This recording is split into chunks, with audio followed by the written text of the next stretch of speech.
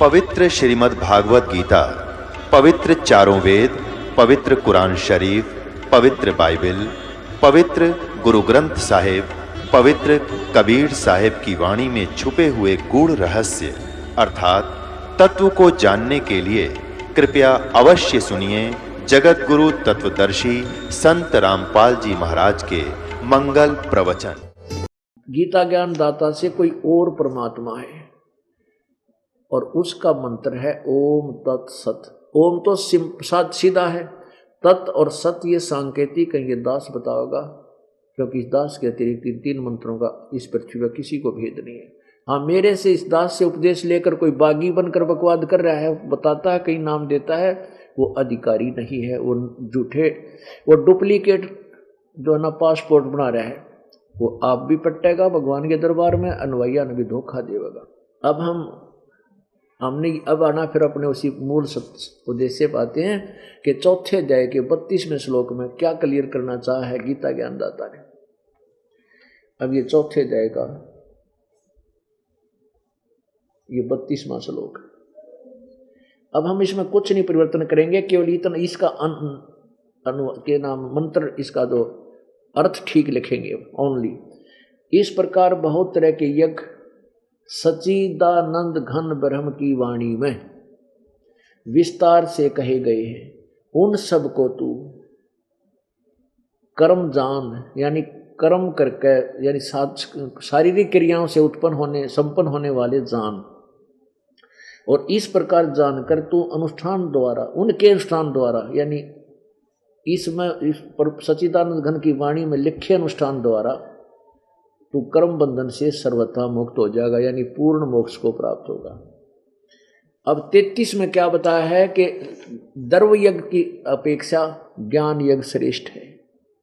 जैसे आप मन मर्जी तक कितना भंडारे दे देते हो, कितना दान दे दिया, कितना कोई मंदिर का लठ कटवा दिया, कितना को मंडी बनवा दी, कितना कुछ और दान धर्म कर दिया, कहते उस बिना सोचे समझे जो तुम द्रव्य दान करते हो, धन से होने वाला अनुष्ठान, धार्मिक अनुष्ठान कराते हो,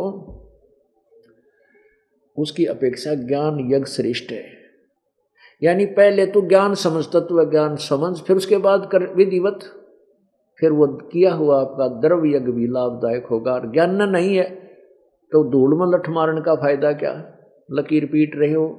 तो इसलिए पहले ज्ञान होना चाहिए, इतनी सी बात है 33 में। फिर 34 में कहा कि उस ज्ञान को कौन सा, जो परमेश्वर सच्चिदानंद घन की वाणी में, यानी उस पूर्ण परमात्मा के मुखे माने मुखारविंद से उच्चारित वाणी में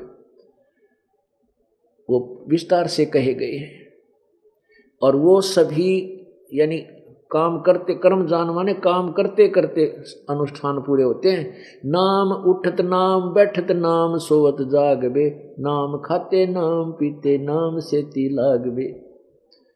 हठ योग नहीं बताया किसी संत और किसी सदग्रंथ ने। काम करते करते, स्वाभाविक कर्मों को करते करते भगवान की भक्ति करनी है आपने। भगवान का नाम जाप से मोक्ष होगा, और सच्ची कसक के साथ याद करो उस मालिक ने, फिर मोक्ष हो जाए, क्योंकि आपके अंदर भक्ति शक्ति संचित होती चली जाएगी। उस भक्ति की कमाई से परमात्मा प्राप्ति होगी। गीता जी अध्याय नंबर 8 के श्लोक नंबर 1 में अर्जुन ने पूछा कि भगवान, जो आपने 7वें अध्याय के 29वें श्लोक में तत्ब्रह्म का जिक्र किया, वो तत्ब्रह्म कौन है, वह परमात्मा कौन है? तीसरे मंत्र में 8वें अध्याय के में गीता ज्ञानदाता कहता है कि वो परम अक्षर ब्रह्म है। और वो सच्चिदानंद घन कहो चाहे परम अक्षर ब्रह्म कहो। तो 8वें अध्याय के 5वें श्लोक में गीता ज्ञानदाता कहता है, तू मेरी भक्ति कर, मुझ मन वाला हो, मेरा भगत बन। 6 में कहा है कि ये नियम है कि जो अंत में मैं जिस भी भाव में भावित रहता है उसी को प्राप्त होता है। 8वें अध्याय के 7वें श्लोक में गीता ज्ञानदाता कहता है कि तू मेरी भक्ति कर, युद्ध भी कर, तू मुझे प्राप्त होगा, डोंट वरी, चिंता मत कर। फिर 8वें अध्याय के ही गीता जी के 8वें अध्याय के 8, 9, 10 में कहा है कि तू उस परमात्मा की भक्ति करेगा जैसे जो ओम तत्सत तत्वदर्शी संत से प्राप्त करके, तो फिर उसको प्राप्त होगा। कैसे प्राप्त होगा? उसके द्वारा, उसके नाम की कमाई के कारण, उसकी भक्ति की शक्ति से। अब देखिए 8वें अध्याय का ये 8वां अध्याय है। अर्जुन ने इस पहले में पूछा है कि किम तत्ब्रह्म, 8वें अध्याय का किम तत्ब्रह्म, वह तत्ब्रह्म क्या है, वह तत्ब्रह्म, वह ब्रह्म क्या है, वो ब्रह्म कौन है, वह ब्रह्म। अब इसका तीसरे में उत्तर दिया है, वह परम अक्षर ब्रह्म है, परम अक्षर ब्रह्म है। अब इन दोनों का वर्णन यहां चल रहा है। अब 5वें में कहा है 8वें अध्याय के में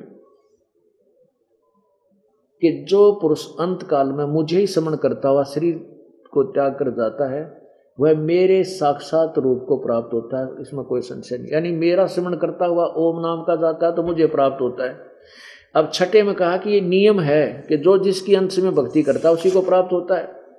9वें अध्याय के 25वें श्लोक में कहा कि जो देवताओं को पूजते हैं देवताओं को प्राप्त होते हैं, पितरों को पूजते पितर बन जाते हैं, भूत पूजनीय भूत बन जाते हैं, मेरी पूजा करने वाला मुझे प्राप्त होता है। अब यहाँ आगे देखिए 6 का अनुवाद है ये, 8वें अध्याय का 6 का अनुवाद। कुंती है कुंती पुत्र, यह मनुष्य अंत काल में जिसको भी जिस भी भाव को स्मरण करता हुआ शरीर का त्याग करता है उसको ही प्राप्त होता है, क्योंकि वह सदा उसी भाव में भावित रहता है। बिल्कुल ठीक है। अब जो जिसका उपासक है उसकी श्रद्धा उसी में रहेगी। अब जिसकी जो सारा जीवन जिसकी उपासना करता अंश में उसी की साधना उसकी याद रहेगी, उसी के पास चला जाएगा। अब अपनी बता दी 7वें तक और 6 तक। 6 में यह बता दिया कि जो जिसकी पूजा करेगा उसी के पास जाएगा। 7वें में कहता है, फाइनल करता है, ये देखिए 8वें अध्याय का अब ये 7वां। इसलिए अर्जुन सब समय में मेरा स्मरण कर और युद्ध भी कर, मुझ में अर्पण किए हुए मन बुद्धि युक्त होकर निसंदेह मुझको ही प्राप्त होगा। नो डाउट कहते मेरे पास ही आओगे। आगे देखो 8, 9, 10 में कमाल कर दिया। इसमें किसी उस सच्चिदानंद घन ब्रह्म परम अक्षर ब्रह्म के विषय में बताया है, जो 8वें अध्याय के 3 श्लोक में जिसके विषय में कहा है कि वो परम अक्षर ब्रह्म है। अब देखो 8वें अध्याय के 8वें में 7 तक तो इसने अपना बता दिया, 5 और 7 में तो, और 6 में कॉमन बात बताई है कि जो जिसकी भक्ति करे उसी को प्राप्त होगा। 8वें के 8 में यहां इसका अनुवाद है, हे पार्थ यह नियम है कि परमेश्वर यानी गीता ज्ञान दाता से अन्य कोई भगवान, अपनी तो बता ही रहा 7वें में, परमेश्वर के अध्यान अभ्यास रूप योग से अभ्यास योग युक्तेन दूसरी ओर न जाने वाले चित्त से, यानी केवल अनन्य मन से पतिव्रता की तरह एक ही परमात्मा में सच्ची लगन लगाकर निरंतर चिंतन करता हुआ परम प्रकाश परम दिव्य पुरुष को प्राप्त अर्थात परमेश्वर को प्राप्त होता है। परम दिव्य पुरुष को अर्थात परमेश्वर को प्राप्त होता है। अब इसमें स्पष्ट हो गया कि उस परमात्मा की भक्ति करता है। ये नियम है कि अंत समय में जो उसकी पूजा करता है तो उस दिव्य परम पुरुष को, परम पुरुष अर्थात परमेश्वर को प्राप्त होता है, वो परम अक्षर ब्रह्म को प्राप्त होता है। अब 9वें में देखो उसी इसमें इस परमेश्वर का नाम लिखा है कवियम पुराणम, वो परमात्मा कवियम, कवियम माने कबीर देव, जैसे यजुर्वेद है। अब यहाँ जो व्याकरण में उलझ पुलझ कर रह जाते हैं ना, वो यथार्थ ज्ञान से अपरिचित हो जाते हैं। अब ये क्या कहते हैं, ये तो कवियम का अर्थ है कवि, फिर कवि का अर्थ भगवान के लिए प्रयोग क्यों हुआ? अब जैसे यजुर्वेद है, उसका कहीं वर्णन चल रहा है, यजुर्वेद की महिमा गाई जा रही है और उसमें यजुम शब्द भी लिखा, यजुम, तो अभी यजुर्वेद लिखना पड़ेगा, क्योंकि वो बताना पड़ेगा कि यजुर्वेद के वो यजुर्वेद है जिसमें ये गुण है। तो यहाँ कवियम शब्द को हम लिखेंगे कबीर देव है, वो कबीर देव है। यहाँ देखिए, फिर भी हम इन्हीं के द्वारा दिए गए अनुवाद से आपको बहुत कुछ ज्ञान देंगे जिससे आप आसानी से समझ जाएंगे, क्योंकि इस दास के बताए हुए को तो जल्दी सी जनता समझे नहीं ना मानने, क्योंकि भ्रमित करने गणे हैं। अब इसी नीनी के अनुवाद से हम सभी निष्कर्ष निकालेंगे कि परमात्मा कोई और है गीता ज्ञानदाता से जो पूर्ण मोक्षदायक है, इतनी सी बात है। और उसका ज्ञान कैसा है, कौन बताता है, वो तत्वदर्शी संत कौन है जो गीता ज्ञानदाता से भी अलग कोई ज्ञान देगा, ये निर्णय हम इन सदग्रंथों से लेंगे। और फिर ये दास आपको वो ज्ञान बताएगा जो ना वेदों में ना गीता में, जो कबीर परमेश्वर ने आके स्वयं बताया है। अब 8वां आपने पढ़ लिया, अब 9वां देखो, 8वां फिर देखो, अच्छा लगेगा इसके साथ में। 8वें का 8वां। हे पार्थ, ये नियम है कि परमेश्वर के ध्यान अभ्यास रूप योग से दूसरी ओर न जाने वाले चित्त से निरंतर चिंतन करता हुआ मनुष्य परम प्रकाश, ये प्रकाश रूप परम दिव्य पुरुष को अर्थात परमेश्वर को प्राप्त होता है। 9वें में न्यों बताओ कौन है वो परम दिव्य परमात्मा? कवियम, वो कबीर परमात्मा को, कवियम वो कबीर परमात्मा, पुराणम अनुशासिताराम अणो अणियांसाम अनुसमर्ते ये सर्वस्य धाताराम अचिंत रूपम आदित्य वर्णम तमशय प्रस्तात्। जो देखो इसमें यहाँ इन कवियम का अर्थ रख दिया सर्वज। कोई कवि आज तक सर्वज हुआ है? सर्वज है तो परमात्मा ही है। तो यहाँ हम लिखेंगे जो कबीर देव, जो परमात्मा कबीर देव है वो कौन है? अनादि है, सबके नियंत्रता है, सूक्ष्म से अति सूक्ष्म, सबके धारण पोषण करने वाले अत्यंत पुरुष और सूर्य के सदृश चेतस प्रकाश रूप है। यानी सूर्य के सदृश पर निराकार क्यों कर? सूर्य जैसा, सूर्य तो साकार है, तो परमात्मा तेजो में श्री युक्त है, इससे सिद्ध है। अविद्या से अति परे सच्चिदानंद घन परमेश्वर का श्रवण करता है, जो उस कबीर परमेश्वर का श्रवण करता है। इन्होंने सर्वज्ञ लिख दिया, श्रवण करता है। चलो हम इन्हीं का लेकर चलते हैं, हम अपना उद्देश्य लेंगे जो हम निर्णय करना चाहते हैं। 10वां 8वें अध्याय का श्रीमद् भगवत गीता का 8वें अध्याय का 10वां मंत्र। वह भक्ति युक्त पुरुष जो सच्चिदानंद घन परमात्मा का श्रवण करता है, वह भक्ति युक्त पुरुष अंत काल में योग बल से, योग बल माने भक्ति की शक्ति से, योग माने साधना होती है, योगी माने साधक होता है, बरकटी के माध्यम से प्राणों को अच्छी प्रकार स्थापित करके फिर निश्चल मन से श्रवण करता हुआ उस दिव्य तम दिव्यम परम पुरुषम, उस परम दिव्य परम पुरुष परमात्मा को, उस दिव्य रूप परम पुरुष परमात्मा को प्राप्त होता है। अब अपने बारे में तो 7वें अध्याय के 7वें में कहे, 8वें अध्याय के 7वें में बता दिया कि इसलिए अर्जुन सब समय में मेरा श्रवण कर और युद्ध भी कर और मुझ में अर्पण किए मन आदि युक्त से होकर निसंदेह मुझको प्राप्त होगा। 8वें से लेकर 8वें में उसी परम दिव्य पुरुष परमेश्वर को प्राप्त होता है। वो परमात्मा कौन है? अविद्या से परे है, कवियम है, वो सर्वज्ञ है। चलो हम यही लेकर मान ले चलते हैं। सूक्ष्म से अति सूक्ष्म, सबके धारण पोषण करने वाले, वो 30 गीता जी अध्याय नंबर 15 के श्लोक नंबर 17 में सबका धारण पोषण करने वाला वो ब्रह्म और परब्रह्म से अन्य है, वो उसके विषय में है। ये अचिंत रूप सूर्य के सदृश यानी सूर्य जैसा तेजो में यानी साकार परमात्मा सिद्ध करती है पवित्र गीता जी। आदित्य वर्णम, आदित्य माने सूर्य की तरह तेजो में चमकदार और अविद्या से अति परे सच्चिदानंद घन परमेश्वर का श्रवण करता है। वह साधक, वह भक्ति युक्त पुरुष अंत काल में योग बल से यानी भक्ति की शक्ति से बरकटी के माध्यम से प्राणों को अच्छी प्रकार स्थापित करके फिर निश्चल मन से श्रवण करता हुआ उस देव पुरुष परम देव रूप परम पुरुष परमात्मा को प्राप्त होता है। यानी कोई अन्य परमेश्वर है जो गीता ज्ञानदाता से और है। अब हम अपने उसी पॉइंट पर आते हैं। अब जैसे चौथे अध्याय का 32वां श्लोक आपको समझाया जा रहा है कि जो साधना उस परम परमात्मा के उस मुख्य ज्ञान में बताई है वो कर्म जान। कर्म जान का अर्थ है कि वो काम करते करते उस मंत्र के जाप के कमाई कर, यानी काम करते कर्म जान, कर्म माने कर्म करते करते ही वो संपन्न होती है भगवान की यथार्थ भक्ति, वो उसमें वर्णन की हुई है। तो कर्म जान के ऊपर आपको ये बताइए कि भक्ति के बलते उस नाम की कमाई से मोक्ष होगा।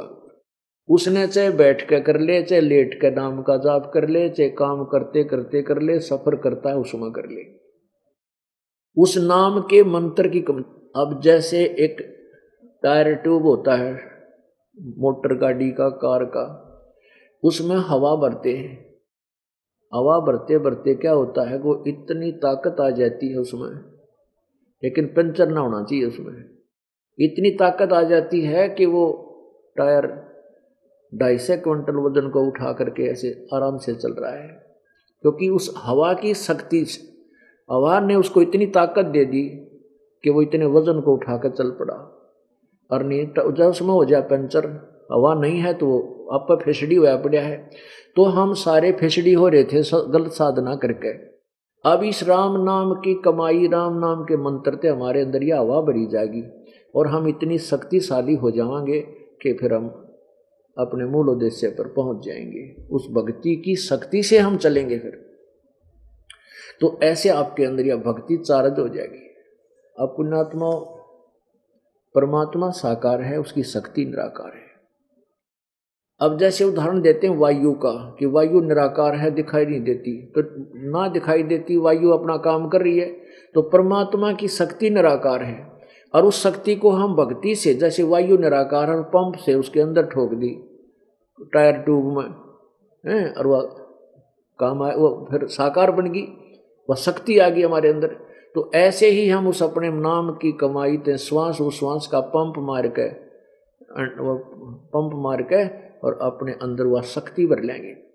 वो भगवान की निराकार शक्ति हमारे अंदर समा जाएगी और फिर अब शक्तिशाली बन जाएंगे। भक्ति के बल से, योग बल से, भक्ति की शक्ति से हम परमात्मा के पास पहुंच जाएंगे हम। लेकिन इसमें पंचर ना होना चाहिए। पंचर कैसे होता है? हम फाउल पॉइंट, हम फाउल हो जाते हैं, मर्यादा तोड़ देते हैं, फिर हम यहीं रह जाते हैं, हमारी आवाज़ निकलनी शुरू हो जाती है। हम किसी को आशीर्वाद दे देते हैं या किसी को शराब दे देंगे, वो पंचर हो गया, न सोच ले। वो हमने पंचर कर लिया, वह हवा निकलनी शुरू होगी और वो फिर आप उसे फिर हो जाओगे जैसे थे। ना अपने चरण छुआवे, ना किसी ने आशीर्वाद दे, या बिरान माटी थरी फिर शुरू हो जाएगी। अब पहले क्या था, इस काल ने तो हमारे को फंसाए रखने से मतलब है। पहले सभी परमात्मा की पुण्य आत्मा होती थी, पिछली बैटरी उनकी चार्ज होती थी जन्म जन्मांतर की, भले ही वर्तमान में वो साधना ठीक ना कर रही थी, फिर भी बड़े बुजुर्ग छोटे ने आशीर्वाद दिया करते, अपने बेटिया ने, बेटिया ने, बहुआ ने, तो उनको उनसे लाभ होता था। तेरे को आशीर्वाद दे दिया तो पुत्रवती हो, तो वो उनका वो लाभ होता था। और उसका पंचर हो गया, वह लास्ट में फिर सड़क में रहा करती बुढ़िया। देखे हमने बुढ़े जो पहले आशीर्वाद दिया करते, क्यों वो पंचर कर लिया, उन्होंने अपनी कमाई बर्बाद कर दी सारे जीवन की। तो हम अपने बेटे बेटियां ने, पुत्र वधू ने, बेटियां ने, क्यों ना अपने भगवान के नाम पर लाओ, बेटी तुम भी पंप ले लो और अपनी हवा भरो, क्यों दूसरे के टायर मत खाली करवाओ, फिर वो दोनों भी कंडम हो जाएंगे। तो इसलिए हमने अपनी साधना आप भी ठीक करनी है और अपने बच्चों को भी उसी तरह के पंप यानी गुरुदेव से उपदेश दिला के उनसे भक्ति करवा लेंगे, वह भी सुखी, राम भी सुखी, यहाँ से निकलेंगे। ये जाल था काल का जो हमें अभी तक यहाँ उलझा ही रहा।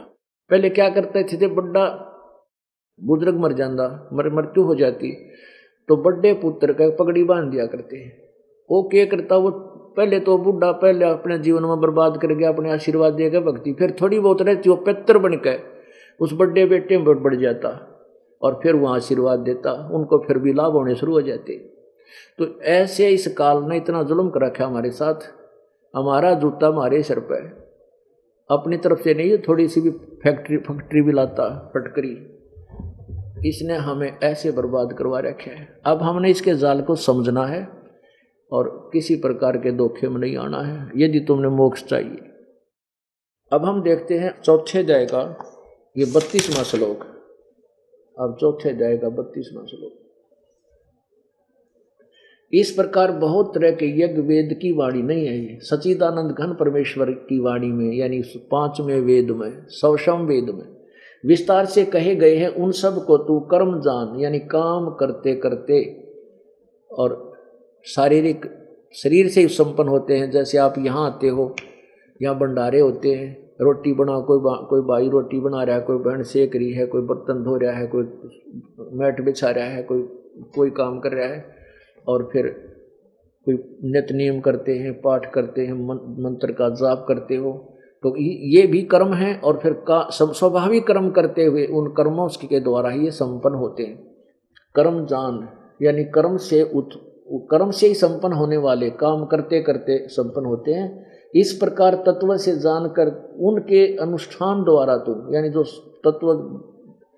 तत्व ज्ञान के अंदर जो साधना है उसके द्वारा ही तू कर्म बंधन से सर्वथा मोक्ष मुक्त हो जाएगा, यानी पूर्ण रूप से प्राप्त परमात्मा प्राप्त हो जाएगी। अब 33 में मैं आपको बता दिया कि ये तो सिर्फ इतना लिखा है कि हे परंतम अर्जुन, द्रव्यमय यज्ञ से की अपेक्षा ज्ञान यज्ञ अत्यंत श्रेष्ठ है और यौन मात्र संपूर्ण कर्म ज्ञान में समाप्त हो जाते हैं। अर्थात तुम वैसे अनजानपने में कितना हो कि मैं बनवा दिया, को किसी प्रकार का धर्म कर दिया, कोई कितना पैसा ला दिया, इसकी बजाय तू पहले ज्ञान समझ ले, और जब तेरा ज्ञान समझ में आ जाना फिर तू दान धर्म भी कर दिया, वो यथार्थ ठीक ठिकाना होगा। वैसे कितना कहीं दान कर देने से कुपात्र को दान दे दिया, वो हानिकारक होगी। अब हम कैसे बर्बाद करते थे। एक भक्त कहता है कि जी ये तो आप तो है ना प्रतिबंध गणे तगड़े ला दिए, अब कोई भिखारी है बेचारा और वो पैसा मांगता है, क्या उसको देना पाप है? बिल्कुल पाप है। कैसे पाप है कि आपने देखा होगा वो भिखारी, आप उनकी हिस्ट्री से परिचित होना। वो भिखारी पैसा जैसे आपने क्या किया, 100 रुपये दान कर दिए दयालुता के कारण, दया भाव से कि गरीब आदमी है और 100 समस्या बता रहा है मेरे सामने, 100 का नोट दे दिया आपने उस भिखारी को। वो भिखारी प्रतिदिन पहले पौवा पिया करता शराब का, और उस दिन उसने आधा पी लिया, आधा पी के गया अपने घरवाली को कूटा, क्योंकि शराबी अपनी पत्नी का शत्रु होता है शराब पीने बाद से, और किससे व्यापार नहीं पसंद उसने जरूर गड़े। और वह बेचारी रोटी लिए बैठी पावर नो बाट देखे भगवान आज तो बिना कुछ पिए आ जा, 100 शुक्र मनाती है। और उसने उसको ज़्यादा पीठ छेद दिया, हुआ बच्चा ने लेकर कुआं में पड़ गई, यानी पूरा परिवार नाश हो गया। अब तेरे उस 100 रुपया ने उसका घर का नाश करा दिया, केला दे दिया, तेरे 100 रुपये दया तुमने दान किया। तो ऐसे कुपात्र को दिया हुआ दान हानिकारक होता है। तुझे भी पाप का भागी बनना पड़ा, क्योंकि तू निमित्त बन गया उसके घर का नाश कराने में। तो इस चौथे अध्याय के 33वें श्लोक का इतना ही अर्थ समझना। अब 34 में कहा कि जिस ज्ञान के विषय में उस परमेश्वर सच्चिदानंद घन की वाणी में जो ज्ञान है, उस तत्व ज्ञान को, वो तत्व ज्ञान है। होय होय। अब देखो चौथे अध्याय का अध्याय नंबर 4 और श्लोक नंबर 34 में, उस ज्ञान को तू तत्वदर्शी ज्ञानियों के पास जाकर समझ, भली भांति उनको भली भांति दंडवत प्रणाम करने से, उनकी सेवा करने से और कपट छोड़कर सरलता पूर्वक प्रसन्न करने से वो परमात्म तत्व को जानने वाले को भली भांति जानने वाले ज्ञानी महात्मा तत्व ज्ञान का उपदेश करेंगे। जिस ज्ञान के विषय में चौथे अध्याय के 32वें श्लोक में बताया है, वो तत्व ज्ञान उन तत्वदर्शी संतों से पूछ। अब वो तत्वदर्शी संत होगा कैसा? अपनी पवित्र गीता जी ने अनमोल निर्णय दे रखे, अनमोल ज्ञान इसके अंदर। 15वें अध्याय के प्रथम श्लोक में निर्णय कर दिया कि जो इस उल्टे लटके संसार रूपी वृक्ष के सर्वांग सहित भिन्न भिन्न बता दे, सब अंगों को, जड़ किसे कौन, जड़ रूप भगवान कौन है और तना रूप कौन है, डार कौन है और ये टहनी शाखा कौन है, पत्ते क्या है। स वेदविद, वो वेद के तात्पर्य को जानने वाला, अर्थात वो तत्वदर्शी संत है। अब देखिएगा हम 15वें अध्याय के अब प्रथम मंत्र पर आते हैं। ये देखिएगा, अथ पंचदशो अध्याय प्रथम मंत्र में क्या कहा है। श्री भगवान उवाच, ऊर्ध्व मूलम अधः शाखम अश्वत्थम प्राहु अवम छंदासी यस्य पर्णानि ये तम वेद से वेदवित। इन्होंने अनुवाद किया है आदि पुरुष परमेश्वर मूल वाले, आदि पुरुष परमेश्वर रूप मूल वाले। अब पुण्यात्माओं, वो निर्णय जो अभी तक आपने देखा कि 8वें अध्याय के तीसरे मंत्र में, 8वें अध्याय के प्रथम मंत्र का उत्तर दिया है किसने? गीता ज्ञानदाता ने। प्रथम में पूछा था कि वो तत्परम कौन है, तीसरे में उत्तर दिया है 8वें के में गीता ज्ञानदाता ने कि परम अक्षर ब्रह्म है। सच्चिदानंद घन ब्रह्म 8वें अध्याय के 8, 9, 10 में और 17वें अध्याय के 23वें में कहा कि उस सच्चिदानंद घन ब्रह्म का ओम तत्सत ये उसका नाम है। तो वो सच्चिदानंद घन ब्रह्म वो मूल है, वो जड़ है इस उल्टे लटके संसार रूपी वृक्ष की। वो पूर्ण परमात्मा है जो सबका धारण पोषण करता है। अब देखेंगे थोड़ा सा ये पवित्र गीता जी के 15वें अध्याय के प्रथम श्लोक को समझने से पहले ये संसार रूपी वृक्ष का चित्र देखें। ये है संसार रूपी उल्टा लटका हुआ संसार वृक्ष, समझो पीपल का वृक्ष। अब ये है ऊर्ध्व मूलम, आदि पुरुष परमेश्वर मूल वाले, और अधः शाखम, अधः शाखम, बस गीता ज्ञानदाता ने इतना बताया कि ऊपर न जड़ वाला और नीचे को तीनों गुण रूपी शाखा वाला उल्टा लटका संसार रूपी वृक्ष है। अब इसमें 15वें अध्याय के प्रथम श्लोक में बताया कि जो इनके सभी बतावा कि जड़ के है, उल्टे लटके संसार रूपी वृक्ष का जड़ कौन भगवान है, तना कौन भगवान है, और डार कौन भगवान है, और शाखा कौन भगवान है, और पत्ते क्या चीज है। जो इनको भिन्न भिन्न बताता सवेदवित, वह वेद के तात्पर्य जानने वाला, वो तत्वदर्शी संत है। अब देखिए अपनी पवित्र गीता जी, ये 15वें अध्याय का प्रथम श्लोक। इसमें लिखा है ऊर्ध्व मूलम अधः शाखम अश्वत्थम प्राहु अव्यम छंदासी यस्य प्रणानी ये तम वेद स वेदवित। इसका अर्थ है कि ऊपर को जड़ वाले, ऊपर न जड़ पूर्ण परमात्मा रूपी जड़ है परमात्मा की, और अधः शाखम नीचे, अधः माने नीचे को शाखा वाला, ये अविनाशी पीपल का वृक्ष कहा है। छंदासी यस्य प्रणानी, यस्य छंदासी प्रणानी ये तम वेद से वेदवित, जो इस यस्य माने इसके न्यारे न्यारे पत्ते आदि सभी छंदों को ऊपर जड़ शाखा दियाएगा, और अन्य शाखाओं और पत्तों सहित जो जानता है, ये तम वेद, जो उसको जानता, वेद माने जान, ज्ञान भी होता है, स वेदवित, वो वेद के तात्पर्य को जानने वाला है। यहां देखिएगा,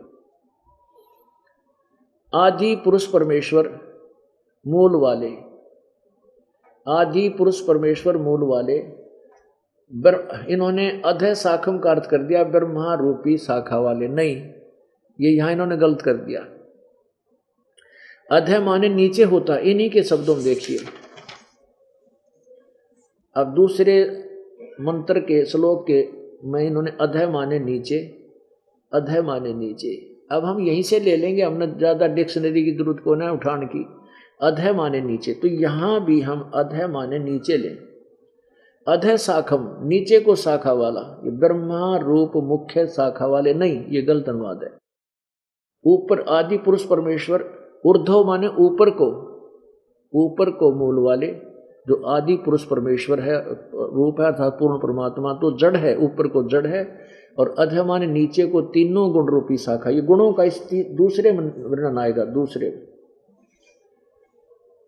संसार रूपी पीपल के वृक्ष को अविनाशी कहते हैं, वेद जिसके पत्ते कहे गए हैं, और जिस संसार रूप वृक्ष को जो व्यक्ति, जो संत मूल सहित तत्व से जानता है, वह वेद के तात्पर्य को जानने वाला, अर्थात वो तत्वदर्शी संत है, वो तत्वदर्शी संत है। अब ये इसमें देखना फिर आगे दूसरे में क्या बताया है कि उस संसार की तीनों गुण रूप, रजगुण ब्रह्मा, सतगुण विष्णु, तम गुण शिव जी रूप, जल से बड़ी हुई ये योनि रूप, ये शाखाएं हैं, नीचे और ऊपर ऊपर फैली हुई। मनुष्य लोक में कर्मों के बंधन अनुसार ये बांधने की ममता वासना रूपी जड़ें हैं, बांधने वाली जड़ें हैं, जो नीचे और ऊपर सभी लोकों में फैली हुई। चलो हम इसको ज़्यादा नहीं अब विस्तार से लेते, समय अभाव है। तो अब हमने ये देखना है कि इसकी तीनों गुण रूपी शाखा, अब तीनों गुण रूपी शाखा, गुण प्रवर्धा शाखा, अधः च ऊर्ध्व नीचे और ऊपर। अब यहाँ देखो, अब हमने सबसे पहले ये देखना होगा, क्योंकि ये कैसा जटिल प्रश्न हो गया कि हमने ना नोबेरा ये गुण के हैं और कौन भगवान है ये गुण। अब गुणों को देखना है कि गुण कौन है ये तीनों गुण, रजगुण ब्रह्मा है, सतगुण विष्णु, तमगुण शिव जी। ये देखिएगा श्रीमद् देवी भागवत के 3 स्कंद में ये संस्कृत सहित है। अथ देवी भागवतम सभाष्टिकम सहमातम खेमराज श्री कृष्ण दास प्रकाशन बम्बई 4। इसके तीसरे सकंद में आप देखिएगा, अथ श्री मद देवी भागवते भाषा टीका युक्ते तृतीय सकंद प्रारंभ थे। अब यहां देखिएगा इसके 11वें पृष्ठ पे, ये 11वां पृष्ठ है और तृतीय सकंद है, अध्याय 5 है। इसमें 8वीं वाणी है, 8वां मंत्र, 8वां श्लोक।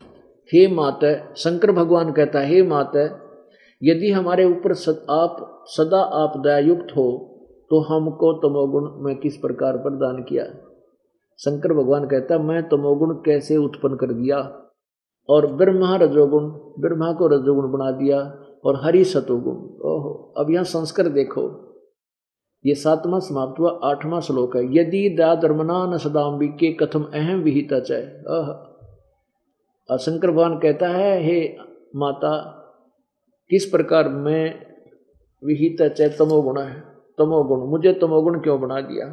और कमल जो है, कमल से उत्पन्न होने वाले ब्रह्मा को रजोगुण क्यों बना दिया, संभव।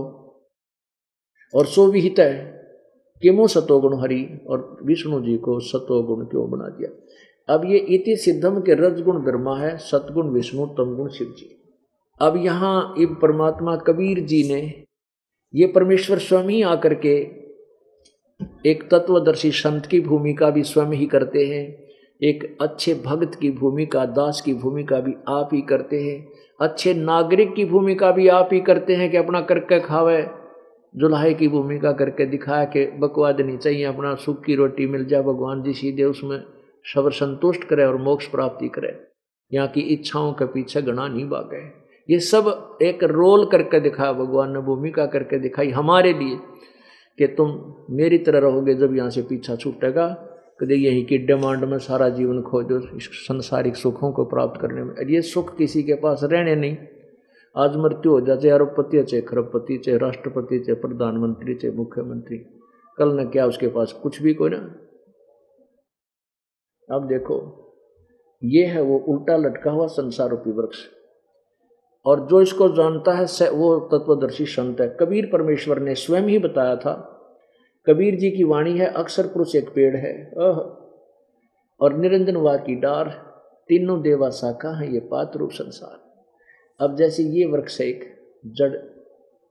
जड़ से अलग, यानी इसका मूल ना देखें हम, क्योंकि ये जमीन में होता है, अंडरग्राउंड होता है, इसका निर्णय दिया है तो जमीन से बाहर दिखाई देता है, वो वृक्ष पेड़ कहलाता है।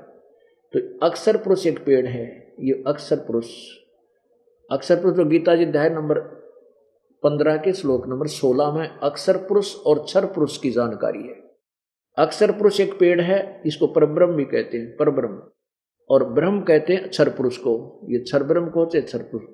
अक्षर पुरुष एक पेड़ है, निरंजन वा की डार, ये मोटी डार, और तीनों देवा शाखा हैं भाई पात रूप संसार। ये तीनों देवा, रजगुण ब्रह्मा सतगुण विष्णु, रजगुण ब्रह्मा सतगुण विष्णु और तमगुण शिव जी, रजगुण ब्रह्मा सतगुण विष्णु और तमगुण शिव जी, ये तीनों देवा शाखा हैं, ये पात रूप संसार। अब गीता जी अध्याय नंबर 15 के श्लोक नंबर 1 में ये सिद्ध हो गया कि जो इस उल्टे लटके हुए संसार रूपी वृक्ष को सर्वांग सहित, हाँ ये मूल कौन रहेगा, जड़, अब ये मूल रहेगा इसका, देखिए इसी संसार रूपी वृक्ष का, ये तो इतना देखा हमने। और ये कौन है, ये आदि पुरुष, ऊर्ध्व मूलम, आदि पुरुष परमेश्वर, ये पूर्ण परमात्मा तो जड़ है इस संसार रूपी वृक्ष की, जो तीनों लोकों में प्रवेश करके सबका धारण पोषण करता है, यानी सबको आहार जड़ से ही मिलता है, पूरे वृक्ष को, पूरे संसार को, संसार रूपी वृक्ष को। अब पुण्यात्माओं, अब ये निर्णायक ज्ञान है, अब गीता जी का ये सार है, ये सार है गीता जी का। पहले गीता जी का सार के सुनाया करते आपा ने, वो 4 लाइन लिख रखी थी, तेरा क्या जाता है अर्जुन, तू क्या लेकर आया था, आत्मा तो अमर है, क्यों चिंता करता, बस ये गीता जी का सार है। यो कि टट्टू सार हो गया, बता।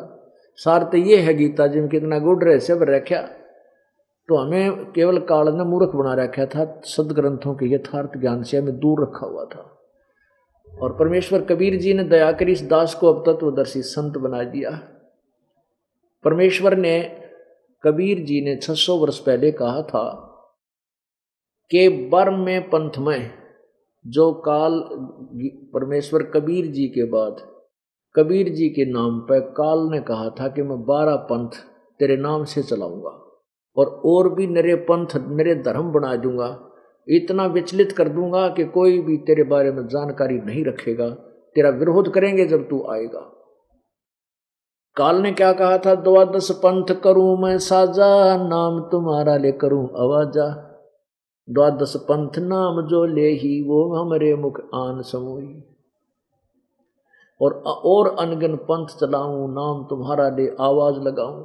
परमात्मा ने कहा था कि धर्मदास अपनी प्यारी आत्मा, क्योंकि ऋग्वेद मंडल नंबर 9 के सूक्त नंबर 86 के मंत्र 26-27 में कहा है कि वो परमात्मा, पूर्ण परमात्मा अपने गति करके, यानी अपने सतलोक से चलकर आता है और श्रेष्ठ आत्माओं को, अपनी प्यारी आत्माओं को, अच्छी आत्माओं को, अपने दृढ़ भक्तों को आकर मिलता है और उनको तत्व ज्ञान से परिचित कराता है।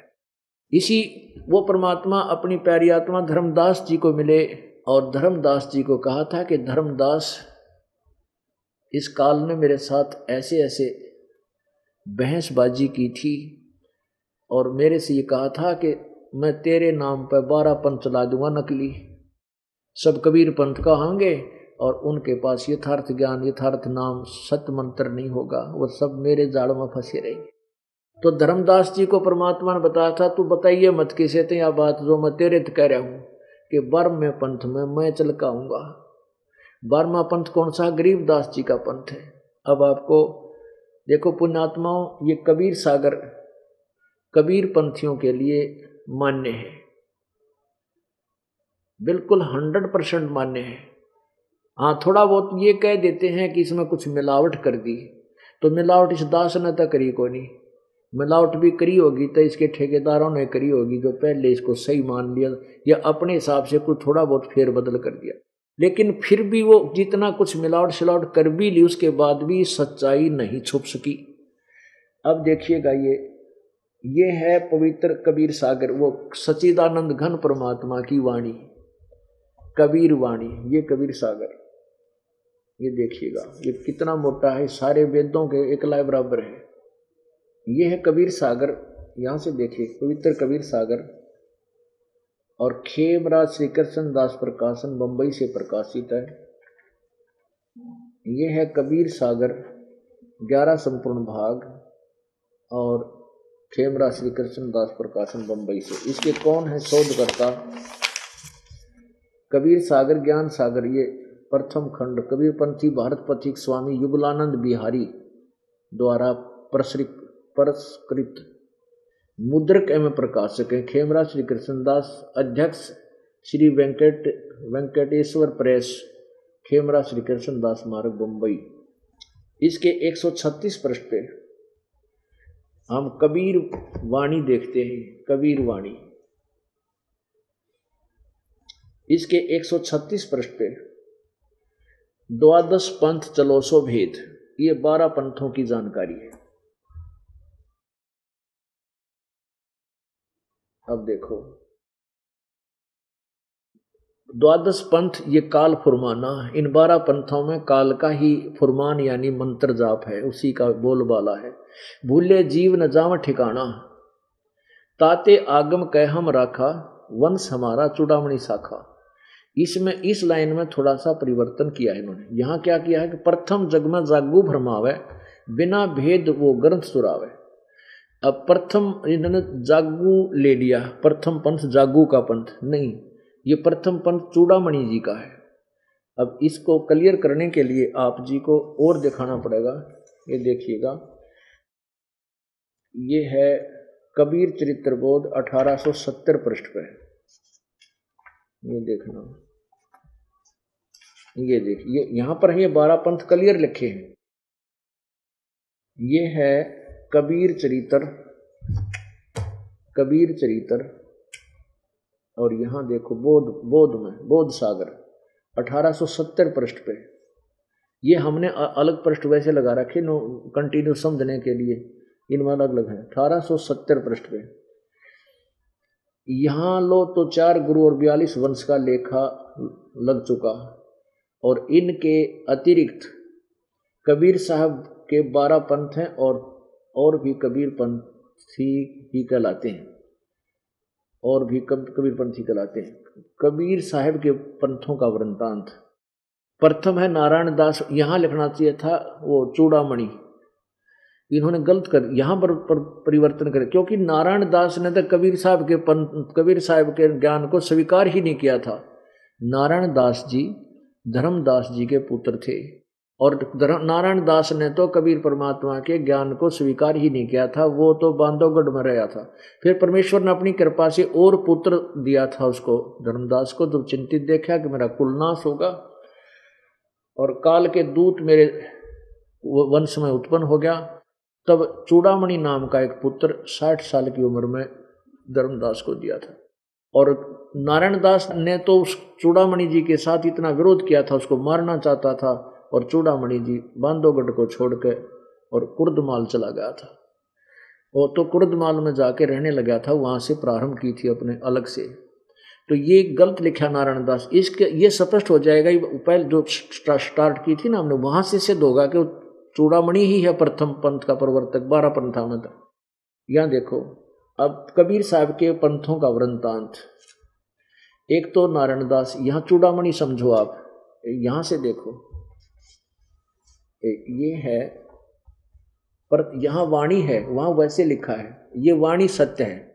द्वादश पंथ चलो सो ये अति सत्य है, उसमें से फेर बदल कर दिया होगा उन्होंने। द्वादश पंथ काल फुरमाना, भूले जीव न जाओ ठिकाना, ताते आगम कह हम राखा, वंश हमारा चूड़ामणि शाखा। इब चूड़ामणि को मिला के इन्होंने प्रथम जग में जागो भरमाओ, ये द्वितीय है, द्वितीय पंथ माता जागू। यहाँ देखो कबीर साहब के 12 पंथों, पहला चूड़ामणि समझो नारायण दास की जगह, दूसरा जागू, और यहाँ इन्होंने प्रथम जागू लिख दिया। यहाँ इतना परिवर्तन फेरबदल इन्होंने क्या है, मिलावट की है।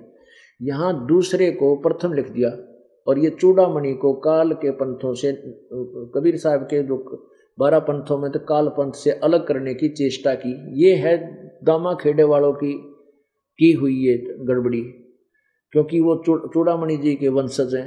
उन्होंने चाहा कि इनको निकाल दो, लेकिन वाणी से नहीं निकाल पाए, कि इतना कर दिया कि दूसरे नंबर वाले को प्रथम और तीसरे वाले को दूसरा और चौथे वाले को तीसरा कर दिया। और लेकिन आगे चल के फिर पकड़े जाएंगे ये 12 बनते को ना, ये 12 इस समेत बनते हैं। ये यहाँ से शुरू किया हमने 12, ये कंटिन्यूस नंबर लाए, तो ये यहाँ आकर 12 वो गरीबदास वाला पंथ 12वां बनता है। ये देखो अब यहाँ देखो, प्रथम नारायण दास का पंथ, दूसरा यागोदास जी का पंथ, और तीसरा सूरत गोपाल। इन्होंने दूसरा लिखा है, दूसरा सूरत गोपाल, और इन्हें चौथा जबकि तीसरा होना चाहिए, इन्होंने तीसरा लिखा है मूल निरंजन, ये चौथा है, ये चौथा मूल निरंजन पंथ, 5वां टकसार। अब 12वां गरीबदास पंथ है, हम इसको देखेंगे। 12वां गरीबदास पंथ जिससे ये दास संबंधित है, ये है वो गरीबदास पंथ।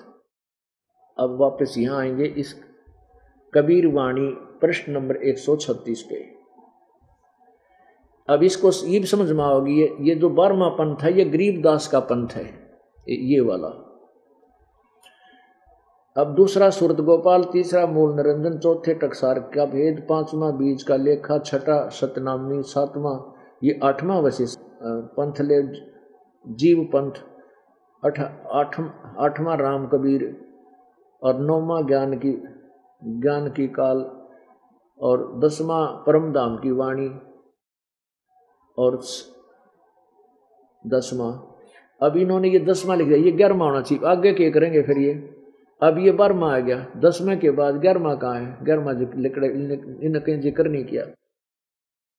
अब यहाँ है कि संवत 1775 हुई, ये है संवत 1774 है, वैसे लिखने में गड़बड़ हो रही है, संवत 1774 में संत गरीबदास जी का जन्म हुआ था, सन 1774 में वैशाख में।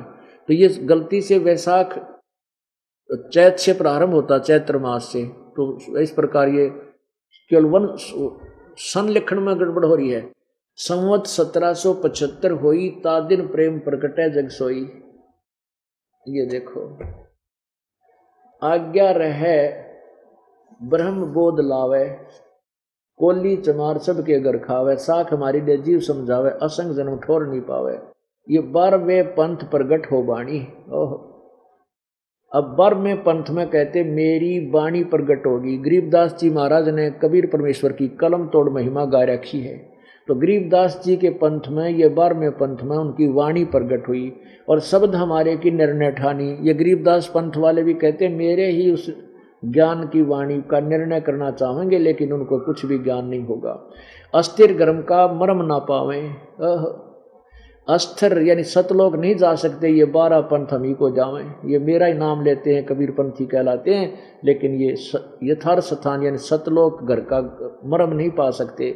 अब कहते हैं 12वें पंथ हम ही चल आवें। ओह, 12 पंथ हम ही चल आवें और सब पंथ मेट एक ही पंथ चलावें। अब क्या सिद्ध हो गया कि परमात्मा ने खुद कहा कि 12वें पंथ में, गरीबदास वाले पंथ में हम ही आवेंगे भाई, और सब पंथों को समाप्त करके एक यथार्थ पंथ चलाएंगे। अब परमात्मा ना आए, इस दास को भेज दिया। इस दास को योग्य समझ लिया होगा कि ये मेरे वाले काम न कर देगा। तो परमात्मा करने वाले तो वही हैं, दास कुछ नहीं कर सकता। लेकिन परमात्मा ने इस दास को वो तत्वदर्शी संत बना दिया, जो उन्होंने खुद आकर के वो ज्ञान दिया था, इस दास को बता दिया। अब देखो 134 पे और क्लियर कर दिया कबीर वाणी में, कबीर सागर कबीर वाणी 134 पृष्ठ पे। अब 13 वंश बताए, 13वें वंश के बाद सब आगे कोई नहीं रहेगा, एक ही ज्ञान चलेगा। अब प्रथम वंश उत्तम, दूसरा वंश अंकारी, उत्तम ये चूड़ामणि जी, और तीसरा वंश पर प्रचंड, चौथा वंश बिरह, पांचवा वंश निंद्रा, छठा वंश उदास, सातवां वंश ज्ञान चतुराई, आठवां वंश पंथ विरोध, नौवां वंश पंथ पूजा, 10वां वंश प्रकाश, 11वां वंश प्रगट प्रसारा, 12वां पंथ प्रगट होए उजियारा। अब 12वें पंथ में क्या कहा है कि 12वें पंथ गरीबदास वाले वंश में मेरा कुछ ज्ञान, मेरी महिमा कुछ उजियारा होगा, यानी कुछ ऊपर आवेगी। और 13वें वंश मिटे सकल अंधियारा। ओहो, ये दास 13वां वंश है कबीर भगवान का। 13वें वंश मिटे सकल अंधियारा, अर्थात सब अज्ञान अंधकार हटके और पूर्ण रूप से रोशनी हो जाएगी, पूरा तत्व ज्ञान समक्ष हो जाएगा, ऊपर आओगा। एती दगा काल समाई, तत्व बिंदु की टेक रह जाई। ओहो, काल इतना धोखा देगा तो भी तत्व ज्ञान हमारा सुरक्षित रह जाएगा। कैसे रह जाएगा? अब 1870 पर फिर आते हैं। अब देखो 1870 पर ये कबीर चरित्र बोध 1870 पर बोध सागर में। अब हमने यहां तक पढ़ लिया, ये कबीर वाणी बोध सागर 136 137 पर पढ़ते हैं। अब यहां तक पढ़ लिया हमने कि 12वें पंथ हम ही चल आवें, हम ही चलकर आवेंगे, सब पंथ मेट एक ही पंथ चलावें। तब लग बोधो कुरी चमारा, फिर तुम बोधो राज दरबारा, प्रथम चरण कलयुग निर्याना, तब मगर मांडो मदाना। अब प्रथम चरण कलयुग का वो बताया है जब परमात्मा ने मगर में सर्व धर्मों के लोगों व्यक्तियों के सामने शरीर सतलोक चले गए थे। वो प्रथम चरण था, प्रथम पीढ़ी का समय था। प्रथम चरण कलयुग निर्वाणा निराणा, तब मगहर मांडो मैदाना, धर्म राय से मांडो बाजी, तब धर बोधो पंडित काजी। अब यहां देखो,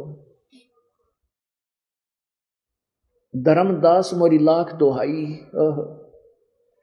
और मूल शब्द बाहर जिन जाई, ये बाहर शब्द गलती है लिखा है, बाहर न जाई।